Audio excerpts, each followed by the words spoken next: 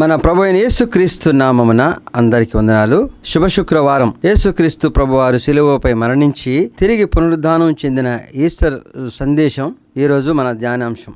యేసుక్రీస్తు ప్రభువారు ఒలీవల కొండ దగ్గరికి వెళ్ళినప్పుడు తన శిష్యులతో మెలకుగా ఉండి ప్రార్థన చేయమని కూతవేటు దూరములు ఆయన వెళ్ళి మోకాళ్ళుని ప్రార్థన చేస్తున్నాడు. ఏమని? తండ్రి, ఈ గిన్నె నా యొద్ద నుండి నీ చిత్తమైతే తొలగించు, అయినను నీ చిత్తమే సిద్ధించునుగాక. ఎంతగా శోధింపబడుతున్నాడో, ఎంతగా మరణయాతనకి గిరవబోతున్నాడో తెలుసు. కానీ నీ చిత్తమైతే తొలగించు, అయినను నీ చిత్తమే సిద్ధించునుగాక అని ఆయన యొక్క చేసిన ప్రార్థన విన్నపము, మరి చేయబోయే బలియాగానికి దానికి సిద్ధమైన యేసు ప్రభువారు ఆ శిలువ యాగం గురించి, ఆ బలియాగం ఎందుకు చేశాడో, మరి ఆ బలియాగం నుంచి మనల్ని ఏ రీతిగా రక్షించుకున్నాడో మనప్పుడు వాక్యం విందాం. యేసుక్రీస్తు ప్రభువారు ఒలీవల కొండ దగ్గర ఉన్నప్పుడు మరి ఆయన్ని రహస్యంగా పట్టుకోవాలనుకుని మరి ఈ ప్రధాన యాజకులు అందరూ కలిసి ఆ ప్రలోభంలో పడిన యేసుక్రీస్తు ప్రభువారి శిష్యుడైన యూదా ఇస్కరియోతు ఆయన అప్పగిస్తానని చెప్పి ఆ చీకటి సమయంలో మరి ఆ ఒలీవల కొండ దగ్గర వాళ్ళకి అప్పచెప్పినప్పుడు వాళ్ళు మరి ఒక దొంగను పట్టుకుని వెళ్తున్నప్పుడు యేసు ప్రభువారు అంటారు, మీరు సమాజ మందిరంలో నేను అనేక సార్లు బోధించినప్పుడు, అనేక మంది స్వస్థత పరుస్తున్నప్పుడు కూడా పట్టుకొని మీరు ఈ రీతిగా ఎందుకు చేస్తున్నారని. అంటే మీరు చేసే క్రియ సక్రమైనది కాదు, ఇంత మోసకరమైన క్రియ చేసే అవసరం లేదు, నేను బహిరంగా అని చెప్తున్నాన్నప్పుడు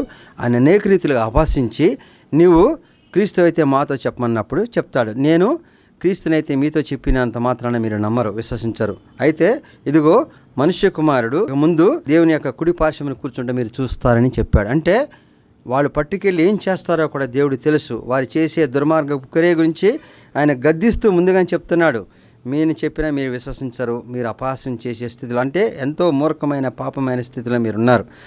మీకు ఏది చెప్పినా మీరు విశ్వసించే స్థితిలో లేరు. మీరు చేయబోయే కార్యంలో నేను మీకు ఏ రీతిగా కనబడతానో దేవుని కుడిపార్శ్వం కనబడతానని జరగబోయే సంఘటనలు ముందుగానే వాళ్ళకి చెప్పినప్పుడు వారు మరి ఆశ్చర్యం పొందుండొచ్చు, లేకపోతే భయం పొందుండొచ్చు. అయినను ఈయనతో ఎదురుండే ప్రమాదం ఉంటుందని వెంటనే తీసుకుని పిలాతు దగ్గరికి తీసుకువెళ్ళారు. పిలాతు దగ్గరికి వెళ్ళినప్పుడు పిలాతు అనేక రీతిలుగా మరి ఆయన్ని పరిశీలించాలని చేసిన ప్రశ్నలకు సమాధానం రాలేదు. కానీ నీవు యూదుల రాజువా అన్నప్పుడు నీవన్నట్టే.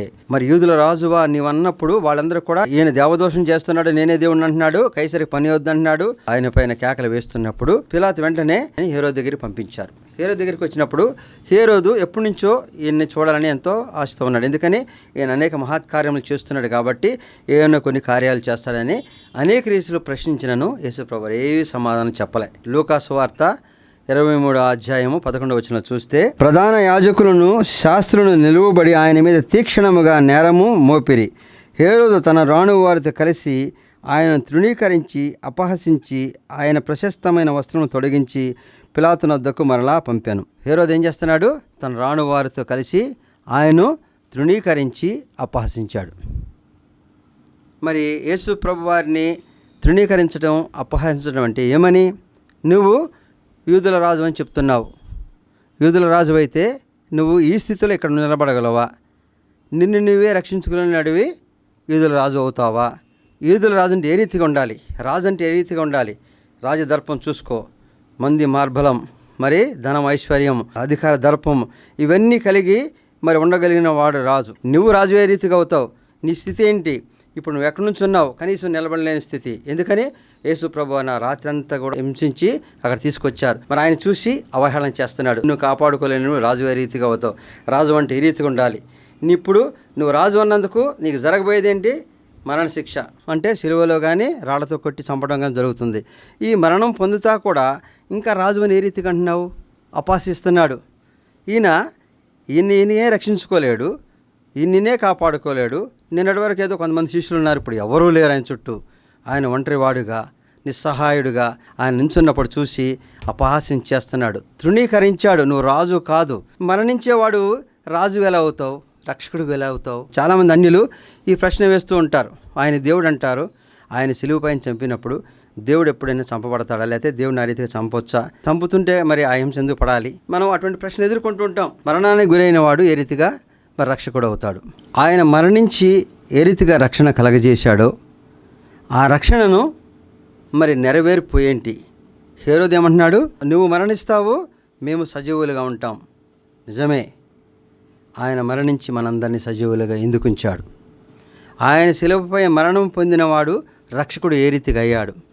ఆ రక్షకుడు సజీవులుగా మనల్ని ఎందుకుంచాడు. యేసు క్రీస్తు దేవుడుగా నిరూపించుకోవాల్సిన అవసరం ఉందా? అనాది కాలం నుంచి ఉన్న దేవుడు లోకాన్ని సృష్టించాడని మన బైబిల్ గ్రంథంలో రాసింది. తన పోలిక చొప్పున మనిషిని సృజించి జీవవాయువును ఊదగా జీవాత్మాయను. ఈ లోకం యావత్తు కూడా మనిషిని గురించి దేవుడు సృజించాడు. ఎందుకని తన పోలిక చొప్పున మనిషిని దేవుడు సృజించాడు కాబట్టి ఈ సృష్టి యావత్తు కూడా చూసి దీన్ని అనుభవించమన్నాడు, దీన్ని ఏలుకోమన్నాడు. అనుభవించి ఏలుకున్నప్పుడు మనిషి దేవుని నీతి చొప్పున నడవపోతే దేవునితో సదాకాలం ఉండలేడు. కాబట్టి దేవునితో సదాకాలం ఉండవలసిన మనిషి మరి దేవుని వారి పోలి ఉండాలి. అటువంటి పోలి ఉన్న మనిషితో దేవుడు మరి ఎంచుకొని ఆ జీవవృక్ష ఫలాన్ని కూడా పెట్టి మరి దాన్ని దేవుడు వద్దన్న చెప్పిన మనిషి తిని ఆ యొక్క తెలివితేటలు జ్ఞానం తెచ్చుకొని ఏ రీతిగా మరి దేవుని సన్నిధికి రాగలడు. దేవుడు ఎంతో పరిశుద్ధుడు, నీతిమంతుడు. అటువంటి నీతిమంతుతో సదాకాలం జీవించే మనుషులు ఏ రీతిగా ఉండాలి? దేవుని నీతి పోలి ఉండాలి.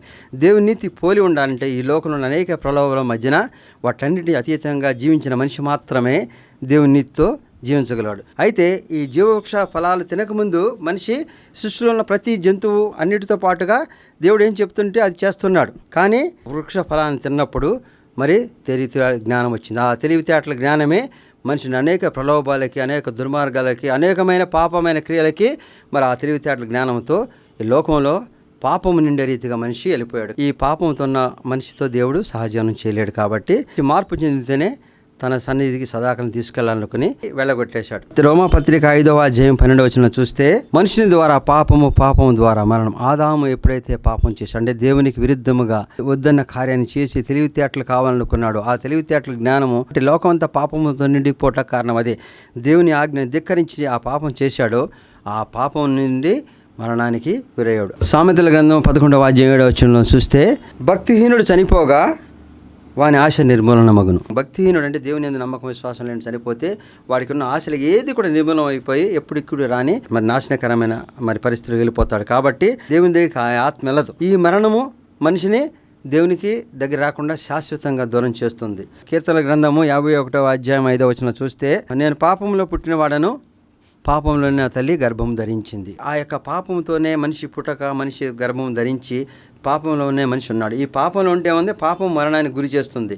మరి ఆదాము చేసిన పాపానికి మనిషి మరణము దేవునికి దూరంగా శాశ్వతంగా వెళ్ళిపోతున్నాడు. ఆ రోమీయులకు రాసిన పత్రిక 3వ అధ్యాయం 23వ వచనం చూస్తే అందరూ పాపం చేసి దేవుడు అనుగ్రహించు మహిమను పొందలేకపోతున్నారు. దేవుడు ఏమనుగ్రహించాలనుకున్నాడు?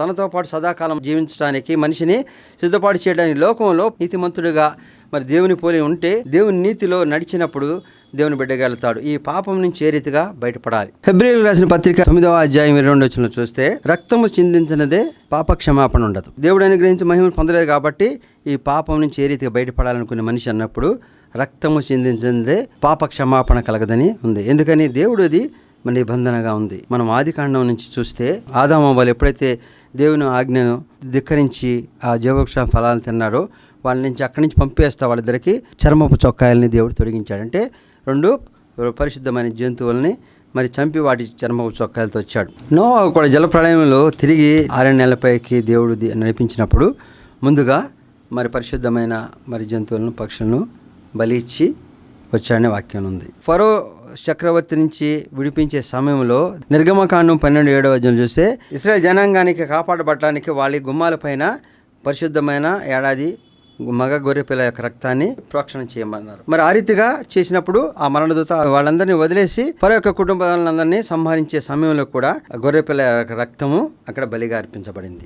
మరి లేవియ కాండంలో చూస్తే పస్కా పండుగలో కూడా పాప పరిహారార్థ బలిగా పరిశుద్ధమైన గొర్రెపిల్ల రక్తము చిందించినప్పుడు మాత్రమే పాప పరిహారార్థ బలి అవుతుందని చెప్పాడు. పాప పరిహార్థం జరగాలంటే బలియాగం జరగాలి. బలియాగం జరిగితే గానీ పాపాన్ని నుంచి రక్షణ పొందదని నిబంధన అది మొదటి నుంచి వస్తుంది. పాపము పరిహరించబడాలంటే మరి పరిశుద్ధమైన రక్తము చిందించబడాలి. ఈ రక్త ప్రోక్షణ జరగాలంటే ఏం చేస్తారు? ప్రధాన యాజకుడు అతి పరిశుద్ధ స్థలములో ఏడాదికి ఒకసారి పరిశుద్ధమైన గొర్రెపిల్ల రక్తాన్ని మరి ప్రోక్షణ చేసినప్పుడు పాప పరిహారం జరుగుద్దని మరి ఆచరిస్తూ వస్తున్నారు. మరి ప్రతి సంవత్సరము చేసే రక్త ప్రోక్షణ వల్ల మళ్ళీ పాపం చేసి వెళుతున్నారు. కానీ ఎప్పటికి కూడా ఆ పాపం నుంచి రక్షణ లేదు.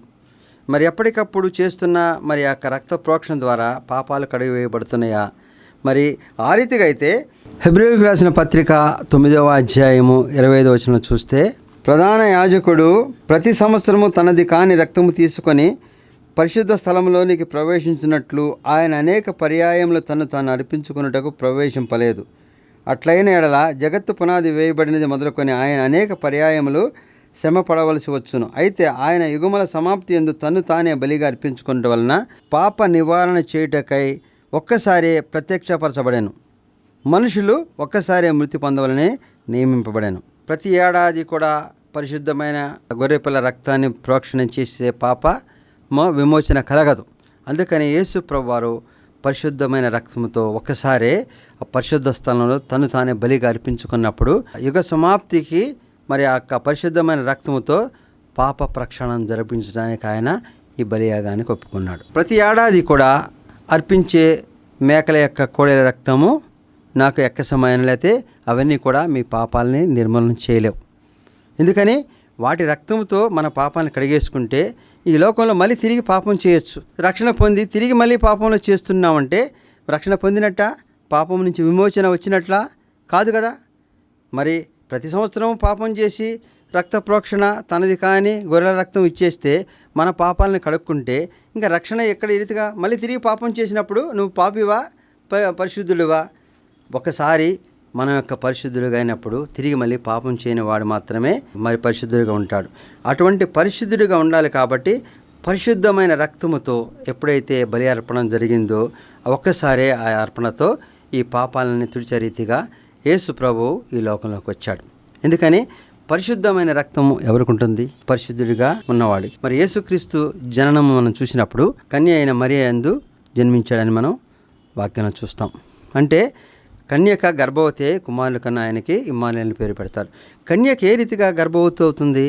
ఆమె పైన పరిశుద్ధాత్మ కమ్ముకొనుంది కాబట్టి పరిశుద్ధాత్మతో దేవుని కుమారుడు ఈ లోకంలోకి వచ్చాడు. ఆయన యొక్క జననము పరిశుద్ధమైనదిగా ఉంది. అటువంటి పరిశుద్ధమైన జననము ఎందుకు కలగాల్సి వచ్చింది? అటువంటి పరిశుద్ధమైన రక్తముతో ఒక్కసారి ఆ యొక్క రక్త ప్రోక్షణ చేసి రక్షించాలి కాబట్టి. మరి గొల్లందరికీ ఏం తెలియజేయబడ్డాడు? మీ కొరకు రక్షకుడు పుట్టి ఉన్నాడు. కాబట్టి యేసు ప్రభు దేవుడిగా వచ్చాడంటే రక్షకుడుగా వచ్చాడు. అంటే పరిపాలించడానికి రాజుగా రాలే. హేరోదు ఏం చెప్తున్నాడు? నేను రాజునైతే ఈ రీతిగా పరిపాలించాలి. రక్షకుడుగా ఏ రీతిగా ఉండాలనుకుంటే ప్రజలను హింసిస్తూ, ప్రజలను వంచిస్తూ, లేకపోతే ప్రజలు అనేక రీతులుగా కుట్రలతో చేస్తున్న రాజు మరి రక్షకుడు అవుతాడా? ప్రజల యొక్క పాపాలన్నింటినీ క్షమించగలిగి ప్రభు యొక్క పాపాల నుంచి రక్షించగలిగే రక్షకుడు అవుతాడా? కాబట్టి కన్యక గర్భవతి పరిశుద్ధుడైన మరి కుమారుని జన్మిస్తాడు. ఆ పరిశుద్ధమైన రక్తముతో రక్త ప్రోక్షణ జరుగుతుంది. కాబట్టి ఆయన యొక్క జననము కన్నా 750 సంవత్సరాల క్రితమే యెషయా గ్రంథంలో లిఖించబడింది. ఇటువంటి పరిశుద్ధమైన రక్తముతో పుట్టిన వాని యొక్క రక్తము చిందించితే కానీ పాపాల నుంచి రక్షించబడతారని. లోకాన్ని రక్షించేవాడు ఏ రీతిగా ఉండాలి? మనం పాపం చేస్తే పాపం చేసాం కాబట్టి దండించేవాడు, శిక్షించేవాడు దేవుడు అవుతాడా? లేకపోతే మన తండ్రి అయినా సరే మనం తప్పుదోవలు పొరపాట్లు చేస్తే మనల్ని సంహరిస్తాడా? లేకపోతే మనల్ని శిక్షించి మనల్ని మార్పు చెందే రీతిగా చేస్తాడా? మనలో మార్పు వచ్చే రీతిగా తన యొక్క మరి బిడ్డలను కాపాడుకుంటాడు తండ్రి. మార్పు ఏ రీతిగా తీసుకొని అనేక రీతిలుగా శ్రమిస్తాడు, అనేక రీతిలో ప్రయత్నం చేస్తాడు. తల్లిదండ్రులు ఆ రీతిగా బిడ్డలను రక్షణకై అనేక రీతిలుగా చేస్తారు. కానీ మరి బిడ్డ ఏదైతే చేస్తున్నాడో ఆ పాపాన్ని బట్టి ఆ బిడ్డను శిక్షించాలనుకోనో హింసించాలనుకోడు. కాబట్టి మన యొక్క పరలోకపు తండ్రి మరి తన బిడ్డల గురించి తన కుమారుని ఈ లోకంలోకి పంపించాడు. పరిశుద్ధుడుగా ఆయన ఈ లోకానికి మరి గర్భాన్ని జన్మించాడు. మరి అందరిని రక్షించుకుంటాకని ఆ పరిశుద్ధ రక్తాన్ని చిందించడానికి ఆయన సిద్ధమై హేరోదు దగ్గరికి వచ్చి మరి ఎంతో మౌనంగా ఉన్నాడు. నువ్వు రాజు అని చెప్తే నిన్ను చంపబడతావు. మరి చంపడానికి సిద్ధపడిపోయిన వాడు రాజు ఏ రీతిగా అవుతాడు? చంపటానికి లేకపోతే మరణానికి సిద్ధమైన వాడు రాజు ఏ రీతిగా అవుతాడంటే ఆ మరణంలో చిందించిన రక్తము మనుషుల యొక్క పాపాలని క్షమించబడుతుందంటే కాబట్టి అటువంటి మరణయాతనకు కూడా సిద్ధమయ్యి రక్షించడానికి సిద్ధపడ్డాడు. కాబట్టి హేరోదు ఏ రీతిగా తృణీకరించిన, అపహసించిన ఆయన మౌనంగా భరిస్తూ మరి మౌనం అర్ధాంగీకారం అంటాడు. నువ్వన్నట్టే మరణిస్తాను, నువ్వన్నట్టే యూదుల రాజును, అయితే రక్షకుడిని ఏ రీతిగా అవుతాను? వీళ్ళందరూ పాపాల నుంచి రక్షించబడినప్పుడు మాత్రమే నా బిడ్డను రక్షించుకునే రక్షకుడుగా ఉంటాను. కాబట్టి నీకు తెలిసిన రక్షణ, నీకు తెలిసిన మరి రాజ్యాధికారము ఈ మనుషులను శిక్షించేది, మనుషులను హింసించేది, మనుషులను వంచేది కాదు. మనుషులను వారి పాపాల నుంచి రక్షించేదే నేను ఇచ్చే రక్షణ మార్గం. మరి ఆ రక్షణ మార్గం చేయాలంటే రక్తము చిందించబడాలి. కాబట్టి నీలాంటి దుర్మార్గుడు లేకపోతే ఇటువంటి దుర్మార్గపు అరుపులు అరిసే వీళ్ళందరూ కూడా చేస్తున్న మరి ఆరోపణల నుంచి కాదు, వారందరూ కూడా ఎంతో చిత్రవద చేయాలనుకున్నారు. ఎందుకని రక్తము చిందించబడాలి. ఆ రక్తము చిందించబడి రక్తము చిందిస్తూ మరణిస్తే మాత్రమే పాప పరిహారార్థం జరుగుతుంది. అనేక మంది పాపుల నిమిత్తము రక్తము చిందించబడాలంటే మరి పరిశుద్ధ రక్తము మామూలుగా జరగదు. కాబట్టి శిలువలో ఆయన బలియాగము మరి అనేక కొరడాలతో 39 కొరడాలతో వీపున చీల్చినప్పుడు రక్తధారల కారి శరీరం అంతా రక్తంతో, తలపైన ముళ్ళ కిరీటంతో రక్తధారలతో, చేతులతో మేకులతో కాళ్ళ కొట్టి ఆయన మోయలేని శిలువ ఆయన పైన వేసిన దాన్ని మోయలేక పడిపోయిన మోస్తూ భరిస్తూ ఆ ఎండలో మరి ఎంతో ఆవేదన చెందుతూ ప్రతి క్షణము రక్తాన్ని చిందిస్తూ మరి ఒళ్ళంతా కూడా రక్తధారలతో ఆయన రక్తాన్ని చిందిస్తున్నాడు. ఈ రక్తము పాప పరిహారార్థం చేస్తే నా బిడ్డలు రక్షణ పొందుతారు. కాబట్టి ఆ రక్షణతో వారు ప్రాయశ్చిత్తము చేయలేనిది తను ప్రాయశ్చిత్తం చేసినప్పుడు మరి వారి యొక్క పాపాలని కడిగివేసి తన సన్నిధికి తీసుకురాగలిగిన గొప్ప రక్షణ మార్గములో ఆయన మరి బలియాగానికి సిద్ధమయ్యి మరి వారు అనేక రీతులుగా అపహసించిన, ఆయన్ను హేళన చేసిన, వారు రాణువారితో కలిసి ఏ రోజు అనేక రీతులుగా ఆయన హింసించిన వాటన్నిటిని భరిస్తూ మౌనంగా మరి వదకు తేబడిన గొర్రె పిల్లవలైన ఎంతగానో బలియాగాన్ని అంత భరిస్తూ మరి అనుక్షణము రక్తము చిందిస్తున్న వారు చేస్తున్న హింసలు హేళన మరి ఆ సిలువను మోయలేకపోయినా మోసుకుని ఎండలో తీసుకుని వెళ్ళి కపాల స్థలం వరకు వెళ్ళిపోయి మరి ఆ యొక్క బలియాగం చేస్తున్నప్పుడు ఒక వ్యక్తి చూస్తున్నాడు. ఏంటి ఇంతగా మరి వీళ్ళందరూ కొడుతున్నా, ఇంతగా వీళ్ళందరూ హింసిస్తున్నా దేని నిమిత్తము ఈయన ఈ భరిస్తున్నాడు? ఈయన దేవుడని చెప్పుకుని అన్నాడనే కదా వీళ్ళందరూ కొడుతున్నారు. దేవుడని మరి ఈయన కాదన్న మరుక్షణం ఈయన అక్కడి నుంచి వెళ్ళిపోవచ్చు. మరి ఇంతగా వీళ్ళ చేత చంపబడుతున్న వాడు ఎందుకు భరిస్తున్నాడు? చంపడం అంటే ఏదో తీసుకెళ్ళిపోయి సిలువ పైన వేసేసి లేకపోతే కాళ్ళు ఎరగొట్టి చంపట్లే. ఆయన్ని అనేక కొరడాలతో కొడుతున్నారు, సిలువతో నడిపిస్తున్నారు, రక్తధారలు కారుతున్నాయి. రాత్రంతా కూడా ఆయన అనేక రీతిలో శ్రమ పెట్టారు. తర్వాత అవహేళన చేస్తున్నారు. అందరూ ఆయన వస్త్రాలను కూడా తీసేసి ఎంతో హీనస్థితిలో, ఎంతో దీనస్థితిలో ఆ యొక్క గొల్గొతా ప్రాంతమంతా కూడా ఆయన రక్తధారాలతో ఉన్నప్పుడు చీకట్లు కమ్మిని అంటే ప్రకృతి కూడా ఆయన్ని చూడలేనంత బలియాగం చేస్తున్నాడు. ఇంత బలియాగం చేయాల్సింది ఎవరు చేస్తారు? ప్రసవించేటప్పుడు తల్లి తన బిడ్డకి జన్మించేటప్పుడు ప్రసవ యాతన పడుతుంది. అవసరమైతే మరణానికి కూడా సిద్ధమై మరణము కూడా మరి తన బిడ్డను కాపాడదంటే మరణించి కూడా బిడ్డని జన్మనివ్వడానికి మరి తల్లి యొక్క సిద్ధపాటు చూస్తాం. కుమారుడు ఏదైనా ఆపదలో ఉన్నాడు, ప్రమాదంలో ఉన్నాడు, ఒకళ్ళకి కుమారుడికి ఏదైనా శిక్ష వేయాల్సి వచ్చింది, మరి తన యొక్క జీవితం అయిపోతుంది, లేకపోతే కుమారుడు మంచి జీవితం వచ్చినప్పుడు తండ్రి మాత్రమే ఆ శిక్షను భరించడానికి సిద్ధంగా ఉన్న అనేక సంఘటనలు మనం చూస్తాం. బిడ్డలు మరణపాత్రమైన క్రియలు చేసినప్పుడు వాటిని తప్పించడానికి, రక్షించడానికి తండ్రి మాత్రమే సిద్ధపడతారు. ఆ రీతిగా ఈ లోకంలో తల్లిదండ్రులు మాత్రమే బిడ్డల యొక్క మంచి జీవితం ఉంటుందంటే తన యొక్క జీవితాలను ఇవ్వడానికి సిద్ధంగా ఉంటారు. మరి ఈయనకి బిడ్డల గురించి కాదు, ఈయన తల్లిదండ్రులు కాదు. ఇంత రక్త ప్రోక్షణ జరుగుతున్నా, ఇంత భయంకరంగా హింసిస్తున్న, రక్తధారలు కారుస్తూ కూడా ఎందుకు భరిస్తున్నాడు ఈయన? ఎవరి గురించి భరిస్తున్నాడు? ఎవరిని రక్షించాలనుకుంటున్నాడు? కాబట్టి ఈయన లేదు నిజముంది. మరి ఈయన దేవుడు కాదని చెప్పి మరుక్షణము వీటన్నిటిని తప్పించబడతాడు. కానీ ఇప్పుడు హింసించబడి చంపబడతాడు. చంపబడుతున్నా కూడా ఈయన మరి భరిస్తూ ఉన్నాడంటే ఈ చంపబడిన వ్యక్తి ఏం చెప్పాడు? ఇదిగో మీరు చూస్తారు, దేవుని కుడిపార్శ్వమున కూర్చుంటానని చెప్పాడు. కాబట్టి ఈయన నిజమైన దేవుడు కాబట్టే దేవుని కుడిపార్శ్వమున కూర్చుంటానని వీళ్ళందరూ హింసించక ముందు కూడా చెప్పిన గొప్ప వ్యక్తి. కాబట్టి నిజమైన దేవుడు, ఆయన దేవుడు కాబట్టే తన బిడ్డలు రక్షించుకుంటాకి వారి నిమిత్తము పాప పరిహారార్థ బలిగా నేను రక్తం చిందిస్తున్నాను, ఈ రక్తం ద్వారా వీరికి రక్షణ కలుగుతుందని ఆయన శిలువలో ఆ రీతిగా రక్తధారలు కురిపిస్తున్నప్పుడు ఆ చూస్తున్న దొంగ ఈయన నిజమైన దేవుడే కాబట్టి తన బిడ్డలు రక్షించుకుంటాకి ఈ రీతిగా రక్త ప్రోక్షణ చేస్తున్నాడని మరి ఆ యొక్క శిలువ యాగాన్ని చూసిన దొంగ అనుకుంటున్నాడు. అయితే మొదటి దొంగ అంటున్నాడు, అయ్యా నువ్వు దేవుడు అని చెప్తున్నావు, రక్షకుడు అని చెప్తున్నావు, నీవు దేవుడు అయితే నువ్వు రక్షించుకొని మమ్మల్ని కూడా రక్షించుకోమన్నప్పుడు ఈ దొంగ చెప్తున్నాడు, కాదు సత్యం చూడు, ఇంతగా ఈయన హింసించబడుతూ చంపబడుతూ కూడా చెప్తున్నాడంటే నిజమైన దేవుడు కాబట్టే. ఈయన నిజమైన దేవుడు కానప్పుడు మరుక్షణమే నేను కాదని చెప్పి దిగిపోతాడు. కాబట్టి ఈయన చేసే బలియాగం లేకపోతే ఈయన చేసే ప్రాణత్యాగం, ఈయన చిందించిన రక్తము ఎందరినో రక్షించడానికి, పాపులను రక్షించడానికి, పరిహరించడానికి ఈయన బలియాగం చేస్తున్నాడు. కాబట్టి ఈయనలో నిజమైన దేవుడు ఉన్నాడు. కాబట్టి ఈ దైవత్వాన్ని నేను పొందగలిగిన స్థితిలో లేను. ఎందుకని నేను అనేక పాపాలు చేసి ఈ రీతిగా ఈ సిలువలో నేను చనిపోతున్నా, మరి నాకు రక్షణ భాగ్యం లేదు, లేకపోతే నేను ఈయన అడగలేను. కానీ ఈయన చూస్తూ నేను మరి ఊరుకుండలేను. ఇంతగా ఈయన మరి పాపాల నిమిత్తం చేస్తున్న బలియాగంలో ఇచ్చే గొప్ప నిశ్చయములకు ప్రవేశించడానికి అర్హుడిని కాదు. మరి ఈయన్ని నేను అందుకు వెళ్తాను అడగలేను. మరి ఈయన యొక్క సత్యాన్ని గ్రహించి ఈయనతో చెప్పలేకుండా ఉండలేను. కాబట్టి ఆ దొంగలో కూడా అనేక మార్పులు. అప్పటి వరకు కూడా దొంగతనం చేసి బతికిపోయాను, చంపేస్తే కూడా నాకేంటనే నిర్లక్ష్యపు జీవితం జీవించిన వాడు కూడా దేవుని యొక్క మరి ఆ శిలువ యాగం చూసినప్పుడు మనిషిలో పశ్చాత్తాపము పెళ్ళుబికి వస్తుంది. మరి ఎంతగా పాపం చేసి పాపంలో ఉండిపోయాను, ఏమి చేయలేని పాపం లేని ఈయన ఈ రీతిగా పాపాన్ని గురించి పరిహారార్థం చేస్తున్న బలియాగం బట్టి చూస్తే ఈ మనుషుల యొక్క పాపం వలన వచ్చే నరకము నుంచి రక్షణ కలిగిస్తాడు. కాబట్టి ఈయన రక్షణ పొందలేని స్థితిలో ఉన్నాను. మొదటి దొంగ అంటున్నాడు, మనం చేసిన కార్యాలు బట్టి మనకిది తగినదే. కానీ ఈయన ఎంతో నీతిమంతుడు. మరి ఈయన గురించి కాకుండా అనేకుల గురించి పాప పరిహారంతో బతికెళ్తున్నాడు. కాబట్టి ఈయన నిజమైన దేవుడు. కాబట్టి ఈయన మనము దూషించకూడదు అని అన్నాడు. నీ రాజ్యంలో నన్ను గుర్తు తెచ్చుకుంటావు ప్రభు. పాపము నుంచి విడుదల పొందే స్థితిలో మనిషి మాట్లాడే మాట, తన యొక్క పాపాలని ఏ రీతిగా చేస్తూ వస్తూ మరి ఈ లోకంలో మరి పాపముతోనే జీవిస్తాను అనుకుని, లేకపోతే చనిపోతే పర్లేదు అనుకున్న మనిషికి ఈ పాపం ఎటువంటిది, ఈ పాపం రక్షింపబడితే ఏమి అవుతాము, రక్షణ పొందితే ఏ రీతిగా ఉండదనే ఒక ఆశ కల్పించే సన్నివేశం. అంతగా దేవుడు చేస్తున్న ఆ యొక్క బలియాగంలో ఎప్పుడైతే ఆ యొక్క మార్పు వచ్చిందో మరి దేవుని యొక్క బలియాగం నెరవేర్పు జరుగుతుంది. ఆ దొంగలో పరివర్తనమే ఆ దొంగలో మార్పు. మరి దేవుని సన్నిధిలో నిజమైన దేవుడు ఒప్పుకోలు, మరి ఆ రక్షణ పొందలేని కానీ గుర్తు తెచ్చుకోమన్నప్పుడు దేవుడు ఏమంటున్నాడు, నేడు నీవు కూడా నాతో పరదేశంలో ఉంటావు. అదే శిలువ రక్షణ భాగ్యం. మనం చేసిన అనేక పాపాలు ఇవన్నిటి నుంచి ప్రాయశ్చిత్తము చేసుకొని ఏ రోజు మనం దేవుని సన్నిధికి వెళ్ళగలుగుతాం?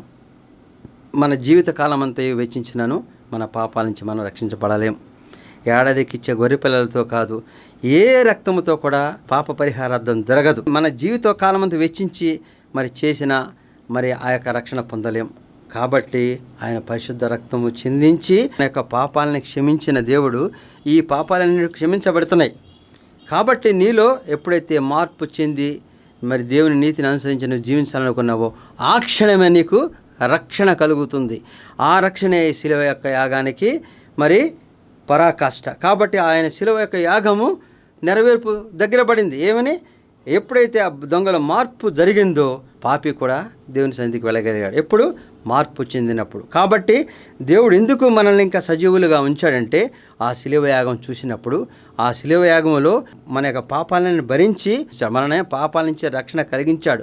మన యొక్క పాపాల ప్రాయశ్చిత్తం చేసుకున్నాడు. కాబట్టి ఒక్కసారి ఆ బలియాగం ద్వారా మన పాపాలను క్షమించగలిగిన దేవుడు మనలో మార్పుకు ఎదురు చూస్తున్నాడు. ఆ మార్పు పొందే మరుక్షణమే నువ్వు ఆయనతో పాటు పరదేశంలోకి వెళ్ళగలవు. కాబట్టి దొంగకి ఇచ్చిన యొక్క గొప్ప ఆధిక్యత మరి నేడు మనందరికీ కూడా సజీవులమైన అందరూ కూడా దేవుడు ఇవ్వడానికి సిద్ధంగా ఉన్నాడు. తన యొక్క చేసిన బలియాగము మన యొక్క పాపాలను పరిహరించడానికే. నీవు నీ పాపాల గురించి చింతించవలసిన అవసరం లేదు, లేదా వాటి గురించి పరిహారం చేసే అవసరం లేదు. దాని గురించి యేసు ప్రభువు వారు చేశాడు, నీకు రక్షణ కల్పించాడు. నీవు ఈరోజు మార్పు చెందితే మరుక్షణము నువ్వు మరణించిన దేవుని సన్నిధికి వెళ్ళగలుగుతావు. నీవు మరికొంతకాలం తీసుకున్న దేవునిలో మార్పు చెందడానికే దేవుడు ఎదురు చూస్తున్నాడు. కాబట్టి ఆయన మరణించి మన సజీవులుగా ఉంచాడు. హేరోదు ఏమన్నాడు? నువ్వు మరణిస్తావు, నిన్ను మేము చూస్తాం, సజీవులుగా ఉంటామని. అవును, ఆయన మరణించి మనల్ని సజీవులుగా ఉంచాడు. ఎందుకని? ఆ మరణములో మరణపు ముళ్ళు జయించి పునరుద్ధానం చెంది మన యొక్క మార్పు గురించి ఎదురు చూస్తున్నాడు. ఆ మార్పు మనలో వచ్చిన రోజున ఆయన సన్నిధికి వెళ్ళగలుగుతాం.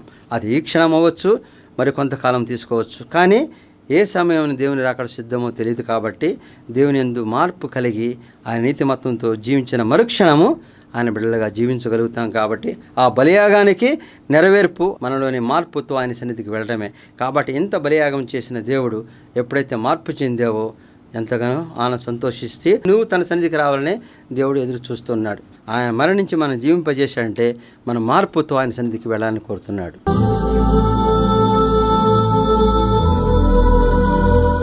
సర్వశక్తి మికిలి కనికరముల తండ్రి, మహోన్నతుడైన యేసు రక్షక వందనాలు తండ్రి.